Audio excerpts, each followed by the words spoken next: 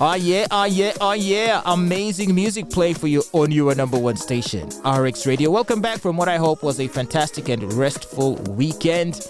Well, for me, what did I do for my weekend? I decided to watch some movies. I'd been wondering about this Barbie movie that obviously is doing very well in the box office, and unless I'm mistaken, it either is the second highest grossing, or if not the actual highest grossing film of 2023 so far. It has broken so many records. It has defied so many people's expectations.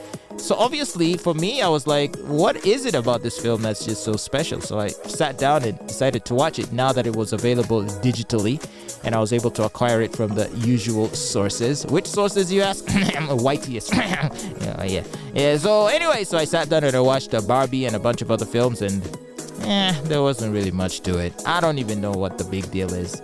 I think it was just well marketed. So let that be the lesson. Market your movies well, and you will break records at their box office.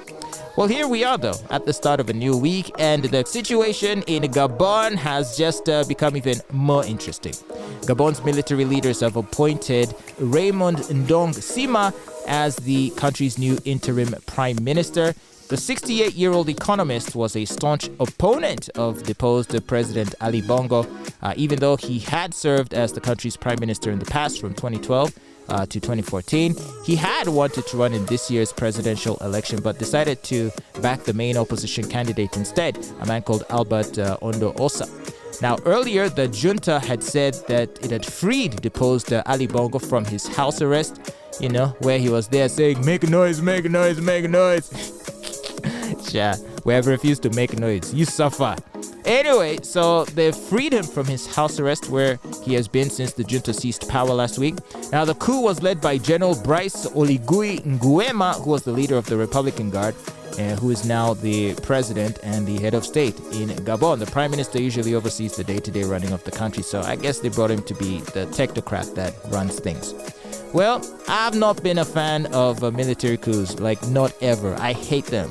And when I heard about this coup in Gabon, I was like, yeah, yet another chapter in Africa's dark history. The cycle repeats itself. When are we going to learn that military coups, however angry you might be feeling about the leaders that happen to be in place, I don't think a military coup is ever the answer, because what does that do then? So let's say you're like, I hate the previous president. Let's overthrow him because elections don't work. So now we have a new guy. Okay. Now, you didn't elect the new guy. He's now your head of state. They're now ruling over you. So, what happens when you don't like how they are running things? Another coup? Is that what you do next? And then overthrow that government? And then when that new government doesn't do well, again you stage another coup? You see what I'm saying? The cycle just repeats itself, and it's just an endless loop of confusion. And unfortunately, most African countries have found ourselves trapped in that cycle of coups, and it's really hampered our ability to emerge out of our poverty situation. Well, here's hoping that one day we will wake up, although I ain't holding my breath. Do keep listening to your number one station, RX Radio. This is The Fatboy Show. RX Radio.